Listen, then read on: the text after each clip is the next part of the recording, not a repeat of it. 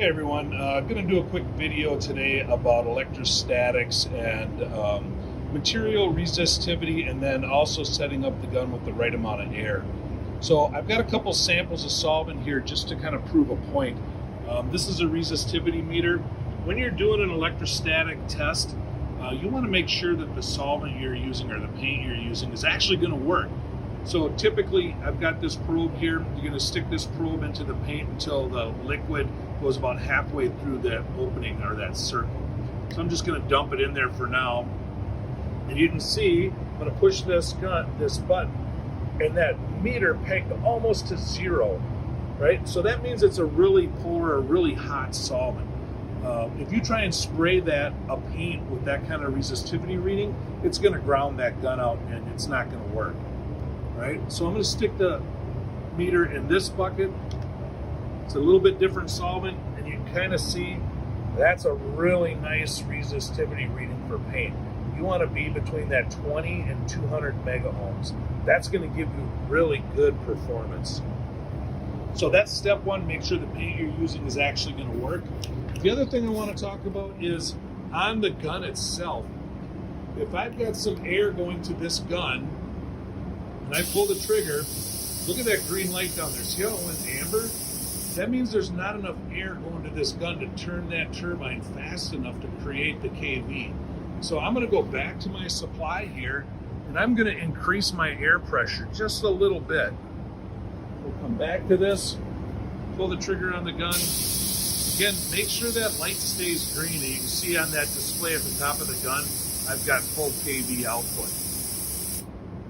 All right, so just a couple of tips on making sure that you've got the right paint, making sure you've got enough air to run that gun. All right, got another video here we want to do about setting up atomization on an electrostatic gun. Just went through a little bit ago about how to make sure you get enough air to run the turbine in this gun. Again, make sure that light stays green. You've got a couple of adjustment knobs. One is your fan pattern adjust. The other is your atom adjust. The atomization air is going to give you control out at the air cap, all right? So I'm going to go ahead and I'm going to open my fan adjust all the way up. So right now, if you look at my pattern, I've got a round pattern. I'm going to open that all the way up, and we're going to get a flat pattern going. All right. Next thing I'm going to do is I've turned down my atomization at this knob. I'm going to do a quick pattern spray. I'll turn my electrostatics off for this. And there you can see all the droplets that we're looking at. Basically, I want to get the best atomization. I want to improve my droplet size, so I'm going to go back to my atomization knob. I'm going to give that about a quarter turn.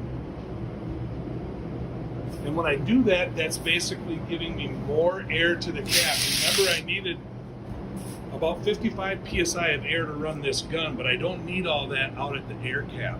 So basically that restrictor knob is restricting how much air goes out to the cap. So I opened it up a little bit. I'm looking for better, smaller droplet sizes. And I'm basically going to continue to open this a quarter turn at a time until I don't see a droplet size improvement. Give this one more quarter turn. It's the wrong way. So I'm just going to continue again, quarter turn at a time, until I get good atomization.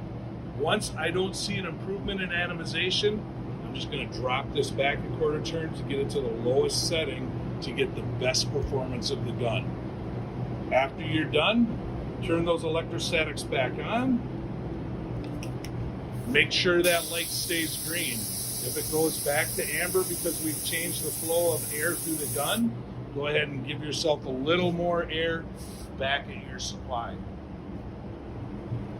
All right, so that was just quickly how to create atomization and get the best performance from the Pro XP electrostatic gun.